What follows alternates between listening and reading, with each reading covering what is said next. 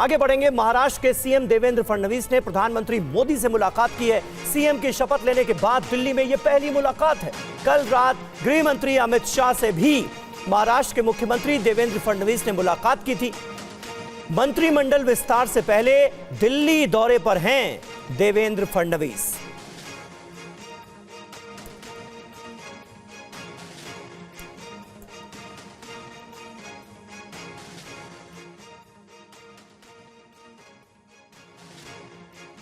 और महाराष्ट्र में मंत्रिमंडल के फॉर्मूले पर सहमति बन गई है। यह अहम खबर सामने आ रही है। विभागों के बंटवारे पर बातचीत पूरी हो गई है। सोर्सेस के हवाले से यह अहम खबर है महाराष्ट्र को लेकर। महाराष्ट्र की कैबिनेट में कौन कौन से चेहरे शामिल होंगे, किस पार्टी के, क्योंकि महायुति में 3 दल थे, बीजेपी, शिवसेना और एनसीपी। तो अलग अलग दलों के कितने नुमाइंदे कैबिनेट में होंगे, इस पर मंथन के बाद अब यह माना जा रहा है कि फॉर्मूला फाइनलाइज कर लिया गया है। सहयोगियों को मिल सकते हैं बीजेपी के हिस्से के 2 विभाग। गृह और शहरी विकास अपने पास रखेगी बीजेपी। शहरी विकास मंत्रालय और गृह मंत्रालय ये देवेंद्र फडणवीस अपने पास ही रखेंगे। ये जानकारी सामने आ रही है। शहरी विकास मंत्रालय भी बीजेपी के पास रहेगा और गृह मंत्रालय के बारे में ज्यादा उम्मीद इसी बात की है कि वो देवेंद्र फडणवीस के पास ही रहेगा। महाराष्ट्र में मंत्रिमंडल तय, क्या होगा फॉर्मूला, ये आप देखिए। बीजेपी के पास गृह मंत्रालय और शहरी विकास मंत्रालय, शिवसेना के पास राजस्व मंत्रालय, अजीत पवार यानी एनसीपी के पास वित्त मंत्रालय और योजना मंत्रालय। इसके अलावा जो लॉ एंड जुडिशरी मिनिस्ट्री है वो भी बीजेपी के पास ही रहेगी। शिवसेना के पास पीडब्ल्यूडी मंत्रालय रह सकता है और हाउसिंग मिनिस्ट्री जो है वो अजीत पवार को मिल सकती है। यह जानकारी सामने आ रही है। इसके अलावा एनसीपी के पास मेडिकल एजुकेशन मिनिस्ट्री भी रहेगी। श्रम मंत्रालय शिंदे गुट को दिया जा सकता है यानी शिवसेना को दिया जा सकता है और बीजेपी के पास सामान्य प्रशासन मंत्रालय रहेगा। यह कुल मिलाकर फॉर्मूला बनता हुआ नजर आ रहा है महाराष्ट्र में मंत्रिमंडल का। महाराष्ट्र में मंत्रिमंडल का फॉर्मूला पूरी तरह से तय हो गया है। यह कहा जा रहा है 14 दिसंबर को पहला मंत्रिमंडल विस्तार संभव है। बीजेपी कोटे के 2 विभाग सहयोगियों को दिए जा सकते हैं। राजस्व और हाउसिंग विभाग सहयोगियों को देगी बीजेपी। यह तय हुआ है। विभागों के बंटवारे पर बातचीत लगभग पूरी हो चुकी है। गृह मंत्रालय और शहरी विकास मंत्रालय अपने पास बीजेपी रखेगी।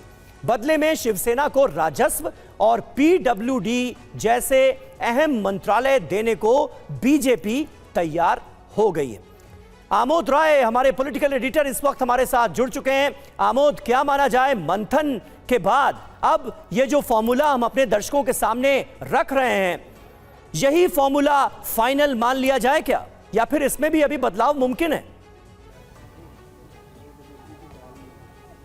देखिए समीर, सबसे महत्वपूर्ण बात यह है कि अभी भी शिवसेना की तरफ से एकनाथ शिंदे दिल्ली नहीं आए हैं। उन्होंने एक स्पेस छोड़ा हुआ है और एक दबाव की जो राजनीति होती है वो करने की कोशिश वो जरूर कर रहे हैं, क्योंकि कल जिस तरह से देवेंद्र फडणवीस दिल्ली आए, अजीत पवार दिल्ली आए और यहाँ पर अमित शाह से पहले अमित शाह, जेपी नड्डा से देवेंद्र फडणवीस कल रात में मिले और आज अमित शाह से मुलाकात हुई है अजीत पवार की। लेकिन एकनाथ शिंदे दिल्ली का रुख नहीं कर रहे हैं। कहीं ना कहीं एक निश्चित दूरी पर खड़ा होकर राजनीति जो होती है, राजनीति में प्रेशर का बड़ा महत्व होता है, वो करने की कोशिश कर रहे हैं। बेहतरीन जो पोर्टफोलियो उनको मिल सकता है उसकी कोशिश कर रहे हैं। और निश्चित तौर पे देखिए, जो अभी हमने दिखाया, आपने दिखाया कि जो जो मंत्रालय तय हुए हैं, तकरीबन 20 मंत्रालय बीजेपी के पास रहेंगे, 20 मंत्री पद उनके पास रहेंगे, 20 मंत्री बनेंगे बीजेपी के, 13 लगभग एकनाथ शिंदे के बनते हुए नजर आ रहे हैं। क्योंकि एकनाथ शिंदे की पहली बात हुई थी कि 12 बनेंगे, तो दूर रहकर जो एक प्रेशर बनाने की कोशिश है,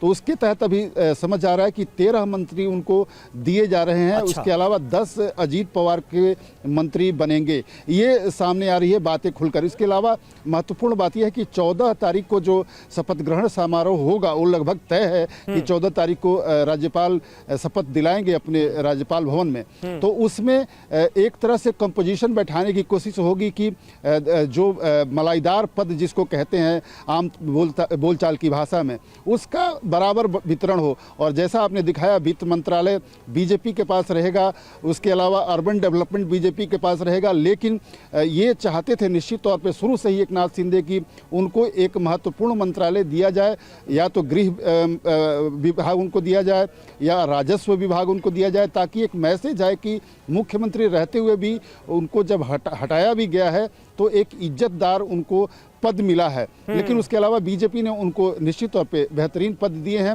अर्बन डेवलपमेंट उनको दिया जा रहा है, जो शुरू से हम बता रहे हैं। उसके अलावा पीडब्ल्यूडी उनको दिया जा रहा है।